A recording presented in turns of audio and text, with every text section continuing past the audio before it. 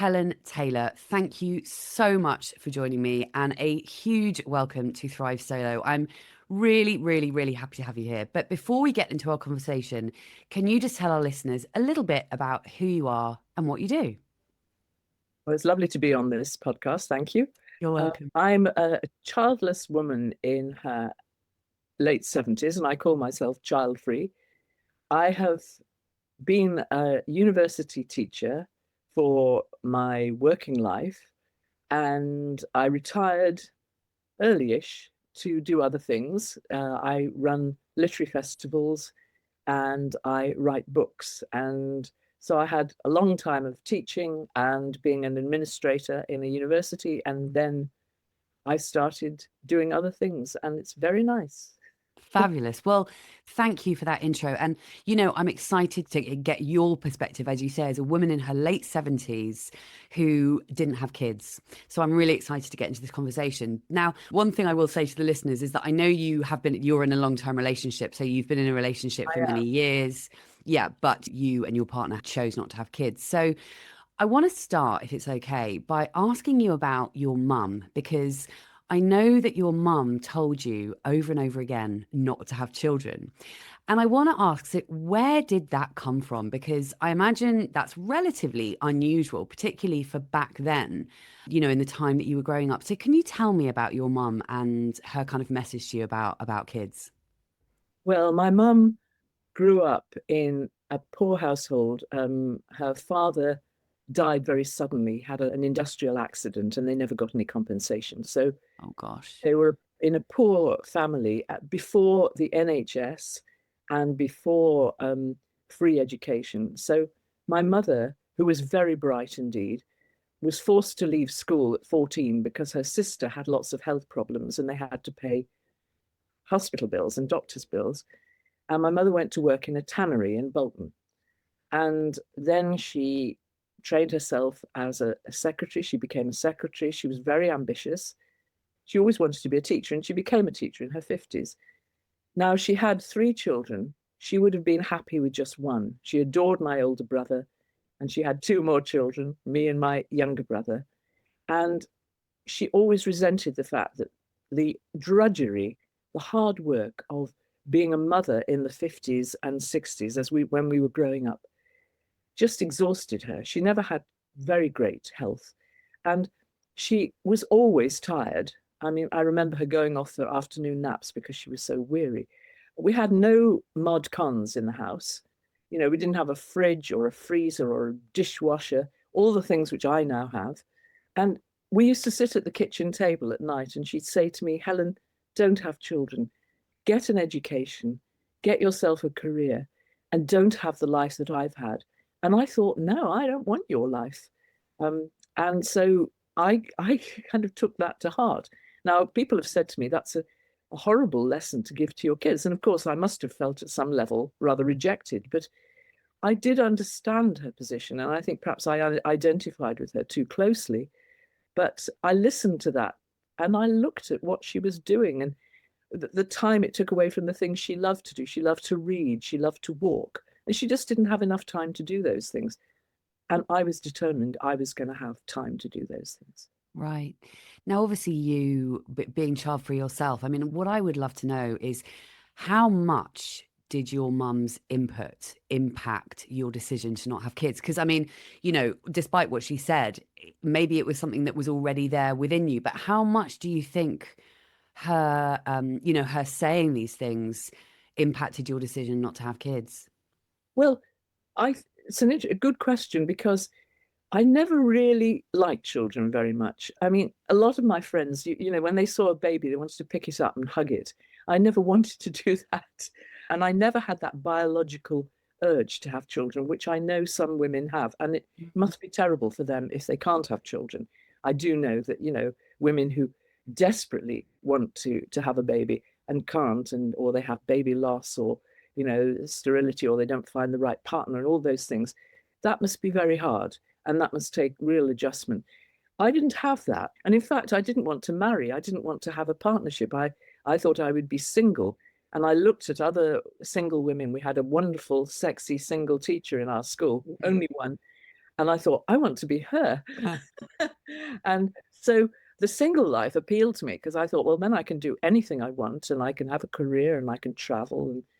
And of course, that doesn't take into account falling in love and all those things. But I think that um, unlike a lot of my friends who I know had a biological urge to have children and Mm, felt it deep inside their bodies, really, I didn't have that.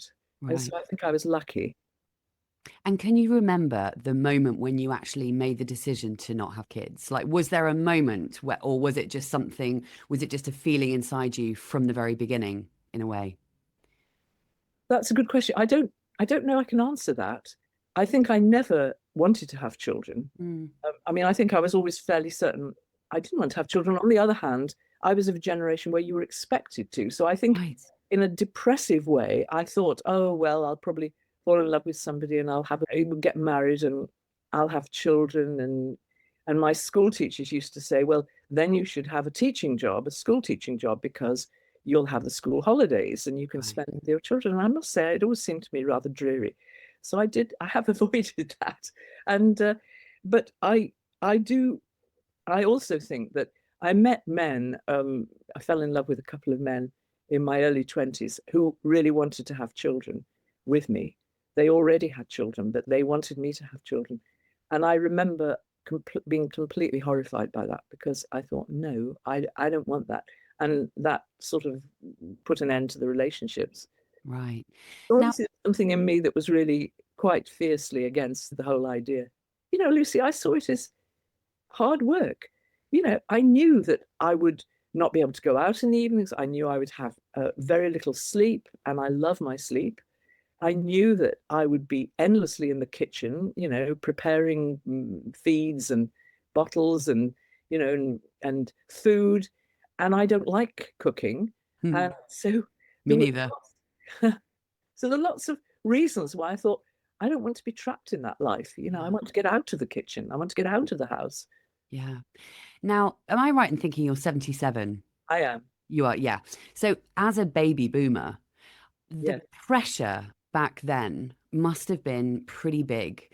I'd love to hear about the kind of responses that you had from the people around you. I mean, obviously, your mother aside, Mm. but how did it go down with the people around you? Because obviously, back then, the messaging was even stronger. Like it's still bad today in 2025. Yeah.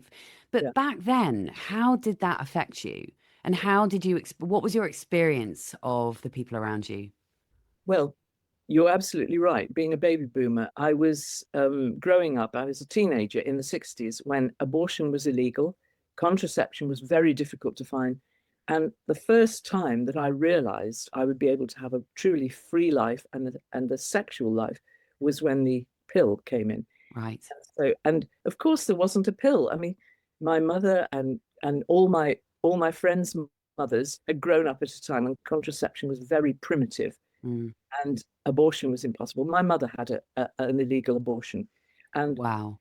and so I knew that was, and there were films and novels about women getting pregnant and having abortions, illegal abortions, and I read some of those things and thought, gosh, so there was all that to cope with. Yeah. So we knew that having children was something that was sometimes not of your own choosing. Mm. Um, but when the pill came in, my friends and I realized that, we could have a kind of freer life. I mean, I was a student, and when I was in a hall of residence, I can't tell you how many girls who had been made pregnant got into hot baths with a bottle of gin Oh to my try God. and get rid of the fetus. I don't Oh know if, my God. we always knew when there was steam coming out of the communal bathrooms, we knew that somebody was trying to abort themselves. It was horrible. God. Um, and so when contraception got better, and certainly when the pill came in, Yeah. that did change things, and for my friends and me. Can I just ask about your mum's illegal abortion? Because that must have been a really big deal. When did she tell you about that? Assuming she did tell you about that. She did tell me about that. And And what did she say? well, she told me because one night she was very distressed. And she told me that the woman up the road was an abortionist. Wow. I knew who that woman was. And she said that when she was pregnant for the fourth time, she was desperate and she went to that woman. I don't know what that woman did, but my mother's insides were never great after that, I tell you. Oh Um, my gosh, Helen, that she is she huge. admitted that to me. So I always knew there was terrible danger in getting pregnant. So as I said, I mean, in a way, being a baby boomer, coming into late adolescence at a time when the pill was available, meant that I was a lucky woman, that I could have a sexual life Yeah. and I would not get pregnant. Yeah. So It's crazy to think, like, having grown up when I did in the kind of, 80s and 90s. I mean, I was on the pill from a very, very young age. So it never even really occurred. I mean, it's just thinking about, things like illegal abortions and, like you mentioned, girls, like young women in the bath with a freaking bottle of gin. I mean, it's so incredibly scary. I mean, it's amazing how much things are, thankfully things have changed hugely. But actually, I'd love to hear your thoughts on those women who sort of end up having kids because of the assumptions and because of the expectations. Because I am damn sure that there are so many women around the world who have ended up having kids. Not to say they don't love their kids, not to say they don't love being mums, but for sure there are women out there who ended up having them with. I always think it's the problem is that we don't actually question it. We don't, or maybe we do more these days, but I think largely it's been a case that because of the hugely ingrained expectation and assumption that women will have kids, it's like so many women just go down that road without actually sitting down and saying to themselves, do I want kids? Is this what I want for my life? What are your thoughts on that, Helen? Sorry, it's about 15 questions in one. no, well, I agree with you. And in fact, when I was writing this book, I talked to several of my friends and acquaintances who had children. And I said, did you choose to have children? And, 9 times out of 10, women would say, not really. I was expected to, I knew that was what went with marriage. My mother pressed me to have children. There's a lot of mothers out there who want grandchildren Yeah. and who put pressure on women to do the right thing. My mother wasn't one of those, but there are a lot of women who feel under family pressure, Mm, not to mention partner pressure. yeah. And a lot of men want to have children with women, and so it isn't always. You're quite right. It isn't always their choice. They don't sit down and think, "Do I really want to be a mother?" And of Yeah. course, if you decide you don't want to be a mother, that is quite a statement Yeah. in a relationship. I mean, if you're a single woman, it's a different kind of statement. But if you're in a partnership, it's a big no-no Yeah. in a lot of cases, and it will sideline you in society. I mean, Yeah. one of the things I point out in my book, can I mention my book, Of Childless course you by can. I was Choice? gonna I was gonna ask you about it anyway. Absolutely. In my book, Childless by Choice, The Meaning and Legacy of a Child-Free Life, what I argue is that you have to accept that if you don't have children, you are going to be on the margins. You're never going to be the first choice of your friends because their first choice has to be their children. Families come first, as one woman said to me rather bitterly. So at Christmas, you may find that you're on your own. At holiday time, your friends will disappear. When they have grandchildren, as I mean, I'm 77 and all my friends have grandchildren. Mm, Trying to get a meeting with a friend without their grandchildren around is impossible. really. They say, "Oh well, sorry, Monday afternoon I've got to look after my grandchildren, and Wednesday I've got to go to London to visit my other grand." There's a Mm, lot of that. So you do have to recognize that you're not central, and yeah. people will think of you as being not invested in the future. They will think of you as being kind of um, rather marginal anyway, and they'll think of you perhaps as weird and strange and witch-like and Hmm. crone-like and all those words, childless cat lady, Mm, all the terms that get used about childless women. Now, the good thing is that women are fighting back on that. yeah. Very And much. Taylor Swift says, yeah, I'll embrace the childless cat lady. Good Mm. for her. Whether she'll carry on doing that now she's engaged and No. getting married, I don't know. But anyway, for a long time, she embraced that. And I think that women have got to say, yeah, like Helen Mirren, she says, no, I Yeah. chose not to have children. So Yeah. what? Yeah. Um, and, when women obviously have successful lives and happy lives and possibly happy relationships, who's to gainsay that? Yeah, totally. One thing I actually just want to go back to that you mentioned, because it's one thing that I find really hard to stomach, is you mentioned, the pressure from families and mums, perhaps in particular, who expect you to have grandchildren for them. Have you seen this in your own friends? Because this is one thing that I really, really struggle to accept, because I find it to be so outrageous that a parent could pressure their daughter to have a kid because they wanted a grandchild. It's one thing, I talked about this before on the podcast. I just find it wrong. I think it's wrong. Can you go into that a little bit more, Helen? Have you sort of seen that going on around you in your life? Well, funnily enough, I have several friends who really tried to avoid that. Right, They admitted to me they would love to have grandchildren, but they have tried to avoid putting that pressure on their daughters. right. Now, the daughters probably picked up the desire to have that for their mothers to have grandchildren. And I think I can see that if you have given your life to your children, or your life has been taken over by your children, why would you not want your child to have the same thing? And then you could have a second sort of childhood. And obviously, I mean, people say, that it's lovely having grandchildren because you can hand them back. You can love them in a different way, and they love you in a different way. There aren't all the sort of guilt trips and the anger and the rage and so on there is between children and parents. And so I can see that it's a very nice role, and that's why women want it for themselves. But I agree with you. I think that putting pressure on your daughter to have children is dreadful. Yeah. And in fact, I actually the sad thing is that my mother so conveyed this sort of lack of desire to be a grandmother that my two brothers were really very alienated from her, because they felt that because they had children, and Right. they felt she wasn't interested enough in their children. Oh, really? Mm.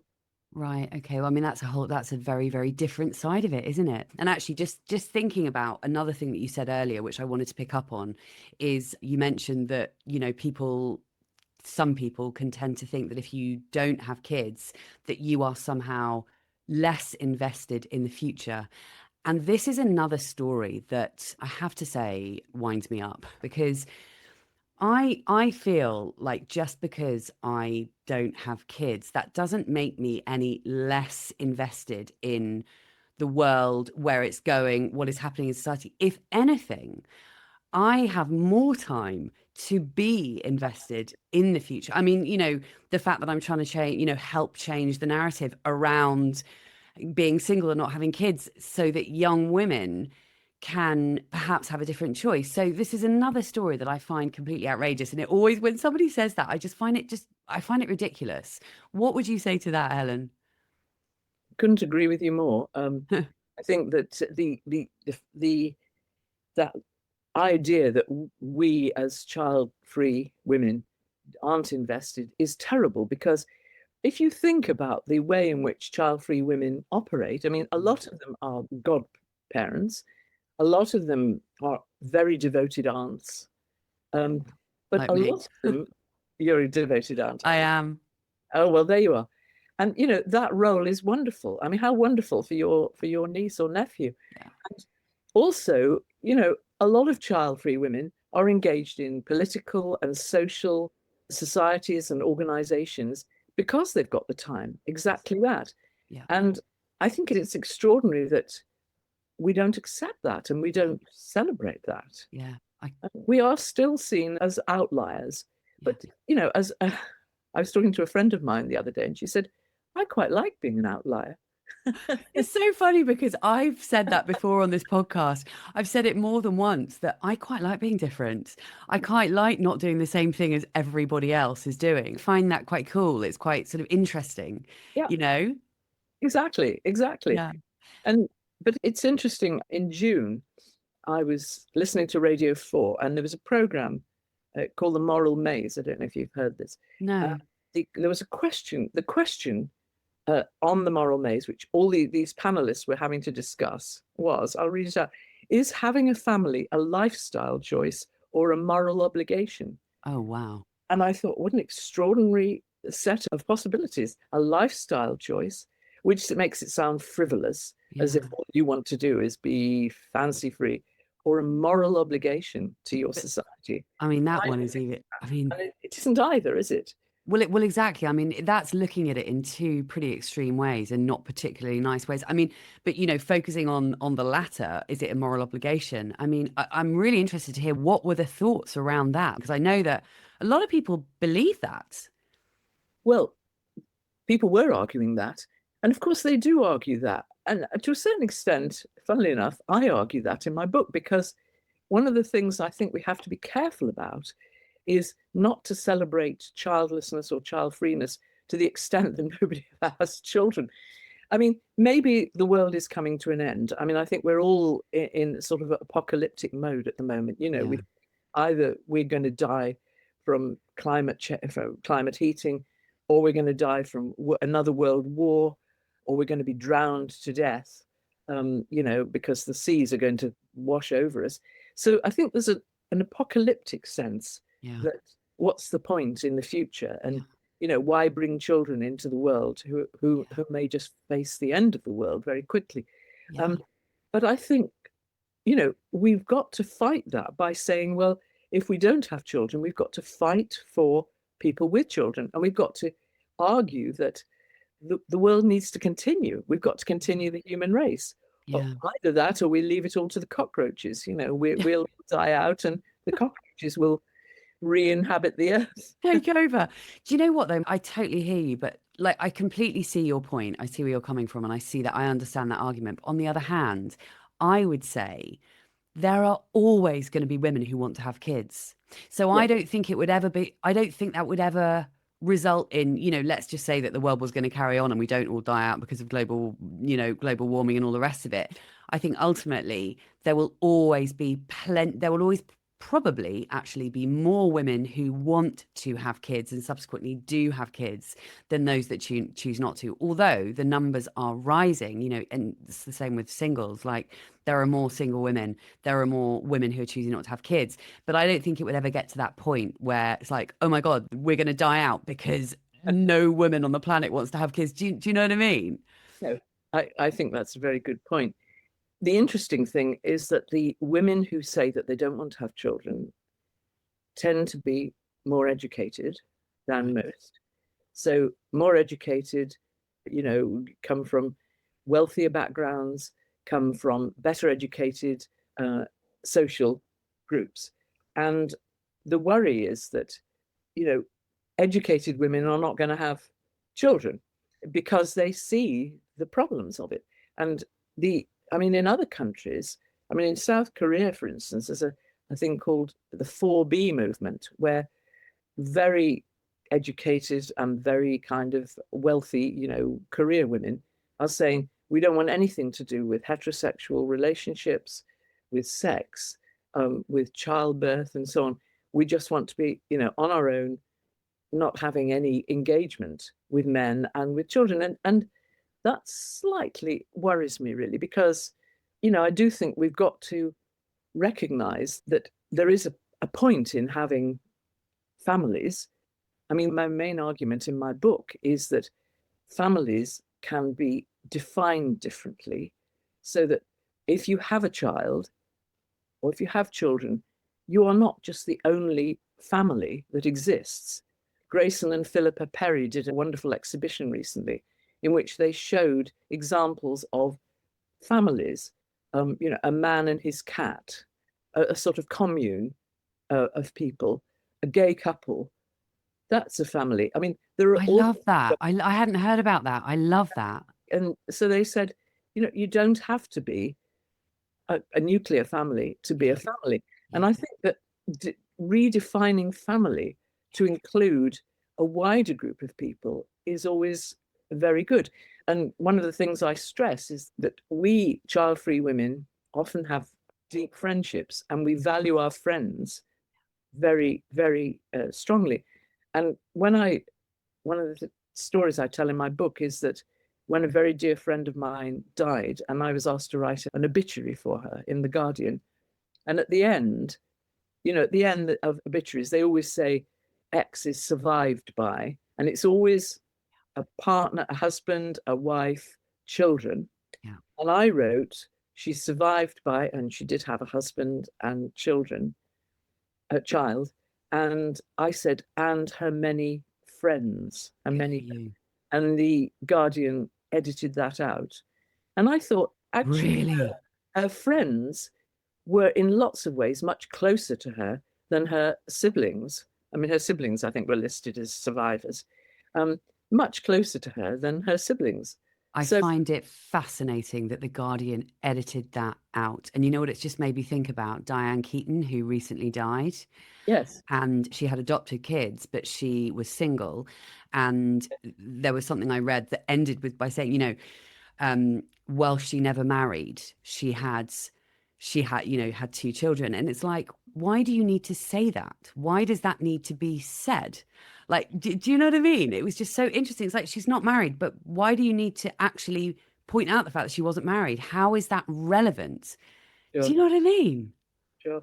And of course, adopting children. I mean, I tell a story in my book about a 64-year-old woman who was the director of an art gallery in London, Yeah. clearly a high-flying career woman, who at 64 went to the States. I don't know how she did it, but she got a child, she got a daughter. She brought this child back and she became this child's mother. Wow. And she gave this child 37 godmothers. Wow. I love that. Because people said, well, what about when you die? Right. And she said, well, my child now has 37 godmothers. And most of them were distinguished art historians. Many of them were very wealthy. I mean, what a lucky child. Yeah, exactly. What a wonderful, wonderful thing to do at 64. That is incredible. Now, this actually makes me think, before I want to dive more into your book, but before we do, I just want to ask you about, like speaking about this woman who had a great career and all the rest of it, I want to talk a little bit about fulfillment and get your thoughts on this, because I personally believe, as a single and child-free woman, that life gets to be just as meaningful and fulfilling when you're not a mother. Now, obviously, I don't know what it's like to have kids, and I don't know what that fulfillment feels like. But what I do know is that I don't feel like I'm lacking anything. And I feel like my life is equally fulfilling and meaningful. And in some ways, I feel like it might even be more so because I don't have kids. So I get to throw my energies and my time into things that give me purpose and give me direction. And it's one of the things that I talk about a lot on this podcast, is just this idea that, I mean, I know you're not single, but when you are both single and you don't have kids, I see it as an opportunity to really lean into the things that light you up. What are your thoughts as a woman who has lived her life, who's now 77, who's lived her life without kids? Do you feel like, oh, my life hasn't been fulfilling because I hadn't had kids, or not? It's interesting you repeat that word fulfillment. I'm not sure what that means really. I mean, I'm not sure that I feel fulfilled. I'm not sure that I have fulfilled all the things I've wanted to do. But, if you look at parents, and particularly mothers, and ask them, do they feel fulfilled? I mean, a lot of them are going to say, well, it's all a process. I mean, life is a process. Children are a process. Little children are adorable. Teenagers are horrible. And your adult children may love you, may not, may be living on a different continent. And so it's probably very difficult to feel fulfilled. Um, I don't think I relate to that notion of fulfillment. What I do know is that, and I'm delighted that you feel this because it's you've obviously sussed it. Hmm. I think I mean, at my great age, I have to say that there are times when you will feel lonely, when you'll feel, why didn't I have children who would come and look after me in my old age? And sometimes I think, what am I doing with my life? On the other hand, I have plenty of time and space to fill that vacuum and to Mm. sort of escape that kind of depression. So, I suppose if that's what fulfillment is, yes, I've managed it. But, life is long. I mean, Yeah. that's the thing that I tell people. Don't think that just because you choose, to not have children in your 30s, that, you've closed off all your options. I mean, there are ways in which people can adopt, foster, so on. If you like kids enough, you'll find a way to be around them. Uh, Yeah. I don't like children enough to want Mm. to be around them, but I know lots of single women who have surrounded themselves with children, Really? who have their nephews and nieces to stay, and their great nephews and nieces, they take them on holiday and things like that. There are all sorts of ways you can relate to young people and find fulfillment in that. As I Yeah. say, I'm afraid I'm not a good example of that because I don't do that. I've made a lot of forays into my nephews and nieces and their children, but we're not close enough. We're not close enough Mm. geographically or Mm. emotionally for that to be very meaningful. So Right. that's a sort of an element of fulfillment I don't have.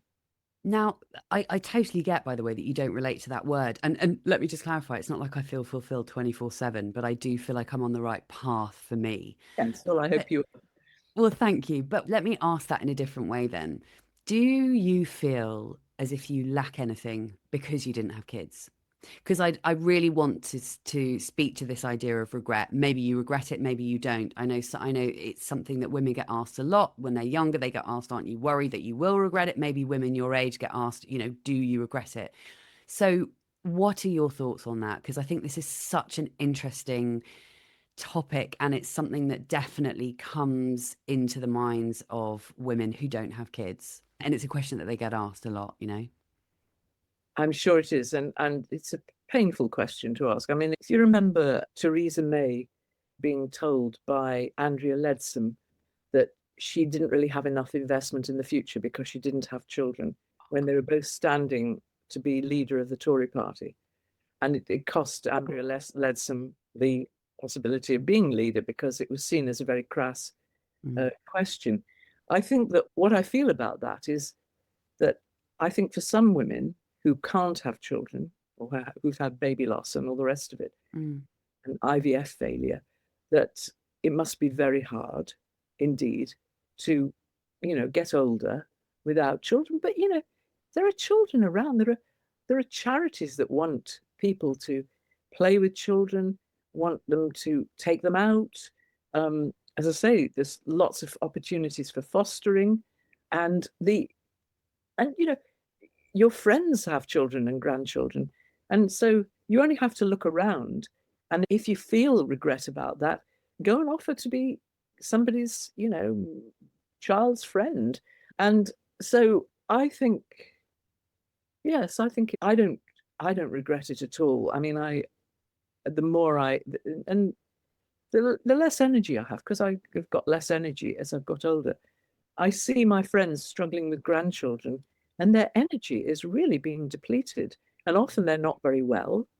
I'm right. quite well, but my friends who are not well have to, go and do things for their grandchildren at an age when really they should be, you know, taking it easy. Yeah, yeah. I've heard people talking about this before. I think, a lot of grandmothers, exactly like you say, they end up having to care for grandchildren, perhaps more than they want to. And so Yes. it becomes less of a joy because it's not just that, oh, I get to see my grandkids today. It's like, oh my God, I've got to babysit, tonight. And then I'm taking them, blah, blah, blah, blah, blah. I think there's quite a lot of that going on. I mean, the cost of childcare is so terrible. Yeah. Even my white middle class friends who have children, they find that they end up doing childcare because their kids who have good jobs can't afford to pay for nannies and childcare and so it's a terrible cost Yeah. on top of it. We've got the Funnily highest enough, childcare cost of any OECD country. So yeah, it's wild, isn't it? Funnily enough, my mum actually, so my sister has four kids. oh really? Yeah, including triplets. And my mum, for years, Mm. would come up to London from Dorset to look after my sister's kids. Not full time, but she helped out with the kids a lot. And Yes. I know that was, she loved it, but it was also full on and it was hard work. And like you say, she was that much older. Um, so yeah, I think it's just interesting to think about the kind of grandparent thing because like you say, because the cost of childcare is so crazy. I think there are a lot. I mean, obviously, this depends on where you live. If you don't live close to your parents, then it ain't going to happen. But if you do, I think there are plenty of grandparents out there who are bearing, the burden of that Who because resent it, actually, who really resent it. right, Because quickly it becomes taken for granted. right, The first time they were asked to do Wednesday and Thursday afternoons soon becomes set in stone. So every Wednesday and Thursday afternoon they have to be there. And, they may want to go on holiday. They may want to go to a museum in the afternoon. They yeah. may be writing a book. Yeah. Yeah, exactly. Like you. Now, speaking of writing a book, I'd love to hear a bit more about your book, Childless by Choice: The Meaning and Legacy of a Child-Free Life. Firstly, let me ask you, what made you decide to go with the word childless for the title of your book, but you use the word child-free in the subtitle? What was the thinking behind that? Well, it's the problem with the term, both those terms, is that they're both problematic. So childless sounds very sad and like loss and, lesser. You are a lesser person for being childless. Child free sounds rather arrogant. Ooh, I'm fancy free. So there isn't really an ideal way of talking about not having children That's or true. not being with children. So I deliberately put both these terms into my title because childless by choice indicated that I didn't see it as sad and loss and a loss. But the meaning and legacy of a child-free life suggests that I wanted to talk about a life which was free of children. Yeah. So, it, you know, maybe you think it's a mistake, but I wanted to use both those words. I don't think it's a mistake at all. I was just curious to know. And let me ask, what has been your reaction to this book? Oh, the reaction of people, interesting. I've had very warm reactions, actually. I have Good. to say, I've had very good reviews, though I have had two really spiteful reviews, which came from child-free women who resented the fact that my book is rather nuanced. I do point out, as I said, that I am not encouraging every woman not to have children. And they obviously resented the fact that I didn't celebrate child-freeness Right. unequivocally. Um, Right. so those two were a bit nasty, but I've had very nice reviews and I've had lovely women like you on podcasts, and my friends and acquaintances who've read the book have been unequivocally warm about it. So Good. I think what they've done is they've also said that that they hadn't thought about this before. They hadn't thought about me as being child free, and that puzzled me because and interested me. And I still don't think I've had an honest answer from any of my friends, to tell you the truth, because I realized that very few people had ever asked me, why don't you have children?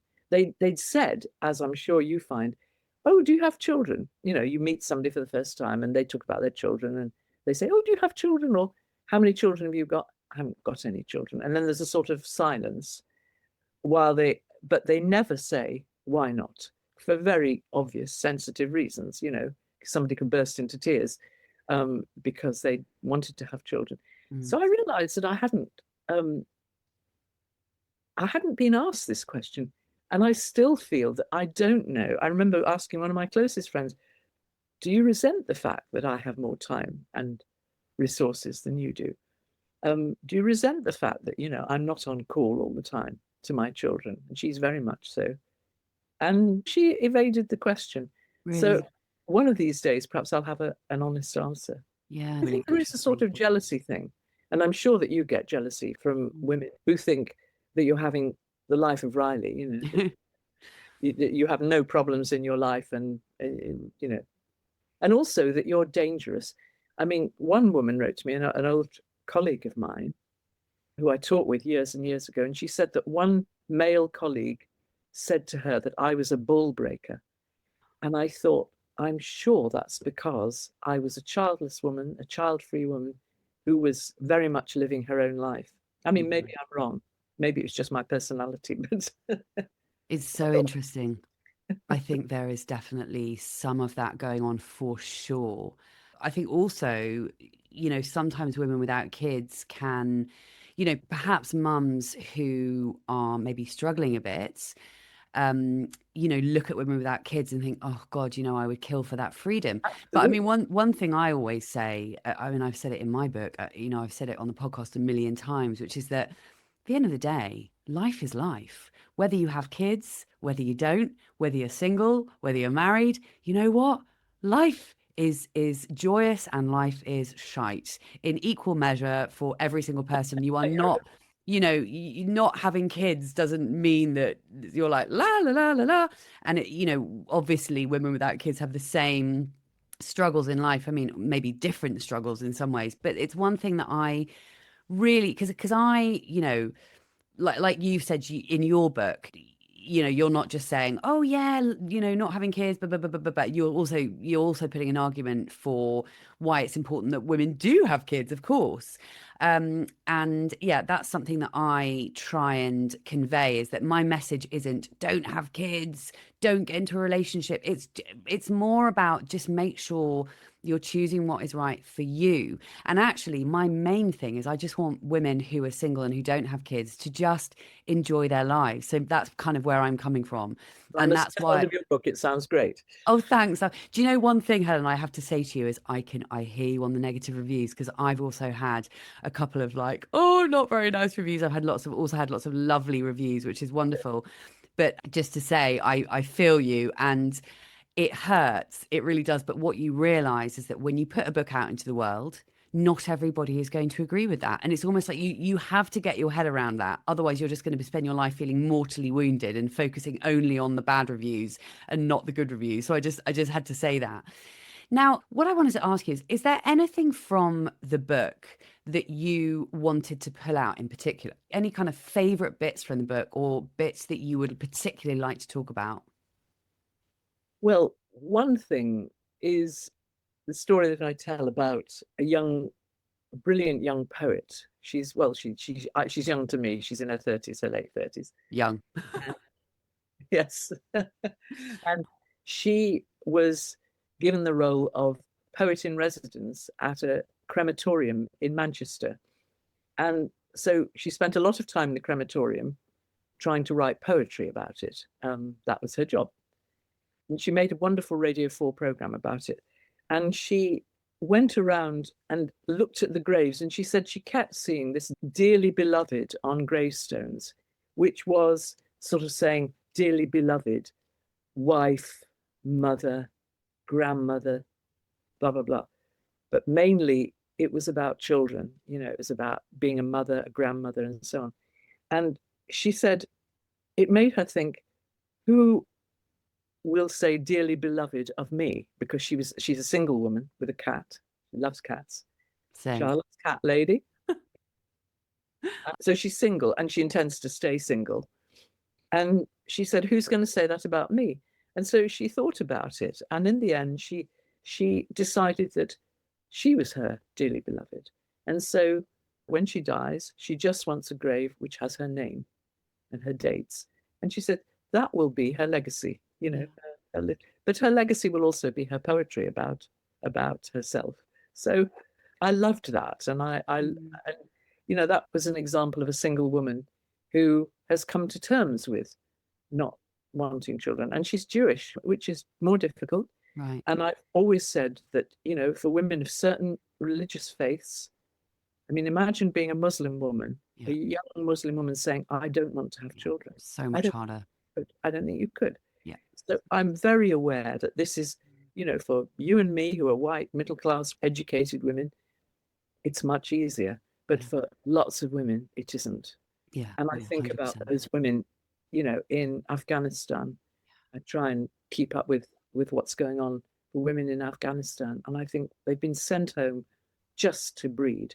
I know. And that's all they've got to do. is just to breed. And how terrible that is. It genuinely breaks my heart when I think about how women in certain countries have to live their lives. Yes. I can't, it's almost like I kind of shut down because it's so, it just blows my mind that the same world that you and I are living in Yeah. is the world that the likes of the women in Afghanistan or Iran or wherever are living in. I can't fathom it, and it does break my heart. And I just think, Christ, the conversation that I have on my podcast and what I wrote about in the book. I mean, like you so rightly say, in certain religions, certain cultures, it is so much harder to go against the grain in that respect, whether it's being single or whether it's not having kids. Aren't we lucky to live in a culture where it's possible to say that? Yeah, And when you look at the United States, where it used to be, it seemed it was possible to say that. I think increasingly it's becoming more and more difficult. So the Western world is really, and many European countries are turning against women's rights, turning against abortion. And, we have to hang on to those rights. We have to say women have the rights over their own bodies, over their own lives. yeah. And how lucky we are to be able to talk about being child-free in a positive way. Completely. I think there's a lot of blame at the moment, blaming feminism Yes. for women not wanting to get married and not wanting to have kids. And it's dangerous because it's like, please, can we not rewind 50 years? Yeah, You exactly. know, it's really, really, and like you Handmaid's say, Tale, isn't it? It really is the Handmaid's Tale. completely. It's And I scary. think when Margaret Atwood wrote that, we all thought that was a sort of futuristic fantasy, but my Yeah, goodness, it wasn't. She was totally. very prescient. It's funny. I studied The Handmaid's Tale for English A level at Oh, did school. you? Did you? Yeah. And it wouldn't have occurred to me at that point when I was 17, 18, for 1 second that that could be in any way predictive of the future. Not really. I mean, come on. But actually, like you say, now it's like, oh my gosh, we are in some senses getting dangerously close to the attitudes in that book. I wonder how Margaret Atwood thinks about it these days. I'd love to have a conversation with her about Oh, it. yes, wouldn't we all? Yeah, Yes. totally. Well, she's just written a memoir, so maybe Had she could. she? Yeah, she's touring this country. She's touring Britain. You I could didn't. perhaps get to see her in London. I'm going to see her in Bristol. Oh, I didn't know that. Oh my Yeah, God, I'll have to look that up for sure. yes. Um, One other question I wanted to ask about the book is, what would you like women without kids to get from this book, or anyone who reads your book? What is it that you want people to take from the book? Oh, that's a very good question. Thanks. He's asked that before. Um, Oh, well, I'd written a lot of academic books in my time, and I'd written general books. And the last book I wrote was about why women read fiction. So I talked to a lot of women about their lives and about what mattered to them and how they use fiction in their lives. And so this time I thought, well, perhaps I'll write a personal book. And what is it that I can say about myself that nobody else has said? And so I suppose I'd like people to know my story because it's not a very original story, but it is my story. And I want people to see that you can survive not having children, you can survive a rather unhappy childhood, you can survive an unhappy mother, you can be different from your mother, you can make different decisions from your mother, and you can choose a life that doesn't involve children. And so I suppose that that's what I want. But I also wanted to, as I said earlier, I wanted to offer a very positive line on friendship and alternative families because I feel that I have an alternative family group in my friends, my neighbors, um, people that I'm in a literary festival group with. They're part of my circle, and so when I'm on my deathbed, maybe the odd person will come and visit me, um, but I'm not bothered that they're not my children. mm, Um, and so I want people to know that there are ways of thinking about your life, and particularly thinking about the last part of your life. mm, You don't have to involve you seeing yourself surrounded by all your children and your grandchildren. yeah. My mother wanted to die alone, and she had 3 children. And I think I want to die alone. I don't want anyone to be there because I won't have the energy to tell them what I think of them, how much I love them, and so on. I'll do all that before I die. When Yeah. I die, I'll die alone, Yeah. as we all do. Absolutely, absolutely. My mum always used to say, "You're born alone, you live alone, you die alone." And actually, she's damn blooming bang on the money because I think sometimes single women have this sort of romanticized view that if you get married and you have kids, then you are, like, exactly like you've just been talking about. You're on your deathbed and surrounded by your husband and your kids. Well, who the hell knows what is going to happen apart from anything else? I mean, it's just crazy to assume, and that's certainly not. I mean, I've had conversations from women on this podcast about the fact that, in nursing homes, there are plenty of elderly people who are not constantly visited by their children or their spouse, Oh, if they yeah. even still have a spouse. And on this note, like looking to sort of towards the end of our lives, how do you feel about your future at this stage of your life as a woman without kids, just in general? Because I think there is a narrative that says that if you don't, if you're child free, and particularly if you're single and child free, it, old age has to be sort of, filled with dread of like, oh God, I'm going to be so alone. And I'd just love to know how you feel. Like, do you feel, positive about your future or not? What are your thoughts? I feel positive about my future, Lucy, because I have a house, I have savings, and I'm a white middle class woman. And for me, that means that I have a lot of protection. The people I'm really worried about are people who don't have those things, Mm. who have mortgages still to pay long into their retirement, people who, you know, don't have jobs that they can rely on. They don't have a pension. They're just going to have to live on a state pension. So those women I feel concern about, but I hope that there are ways in which we will all support each other. Mm. And after all, there are charities, there are hospices, there are, you know, neighborhood groups who do come together to look after people who need that. I don't think I'll need very much of that because, as I say, I'm cushioned. But for women who are not, there are people out there, who will who will rally round you. Mm. And you just have to be open to that. You mustn't hide away. I think that's the important thing. And certainly if you're single and child free, the temptation must be to be rather reclusive. You mustn't do that. Mm. Yeah, no, thank you for that. Helen, before we start wrapping up, do you have anything that you would like to say to the childless or child free, or, child free by circumstance, child free by choice, child free not by choice? Anything that you would like to say to those women listening, or anything else that you'd like to pull out of the book before we wrap up? A doctor said to one woman who wrote to me that she was a biological dead end. And I just think that is so outrageous. And I think we have to fight against that idea that we don't really matter because nobody's coming after us. We haven't reproduced. And I think we have to celebrate our lives, celebrate our legacies of being just us, as you've been saying, just us, and the things that we leave behind. In my case, it's books.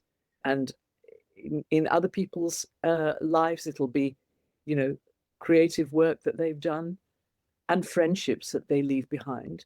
And so I think we must celebrate just being us Yeah, and not regard children as being the big legacy that we have. I couldn't agree more. It just makes me think, we are enough already, always Yes, have been, we are. always will be. We are. Every single one of us, whether we have kids or not. Absolutely. Helen, it's been a complete delight to speak to you. Thank you so much for your time. Before we do wrap up, how can people find you, follow you, buy the book, very importantly? Right. Well, I'll just hold the book up again. Childless by Choice, a wonderful cover. I love the colours. It's great, isn't it? Yeah. Childless by Choice. It's published by White Fox. You can order it from bookshops. You can get it on Amazon and other, places like Abe Books. And I have a website. If you just go into Helen Taylor, you'll find that I have a website which tells you about the book and tells you about the events that I'm doing. I'm going to Glasgow next month on the 8th of November. I'm speaking at the I Write Festival. Oh, I'm speaking at the Clifton Literary Festival on the 15th of November. And I'm speaking next March at the Oxford Literary Festival. So there are ways you can find me. And fabulous. I hope people can find me from my website. Can I ask, is your website helentaylor.com? My website is www.helen-taylor.co.uk. Fabulous. Thank you, thank you, thank you so Thank much you for for your coming to me. time. Your questions were wonderful. Oh, And thank I you. have your book. I'll go and Well, right back at you because I haven't read yours yet, as you know, but it's on my list. But truly, thank you for your time. Sending you lots of love. and to you.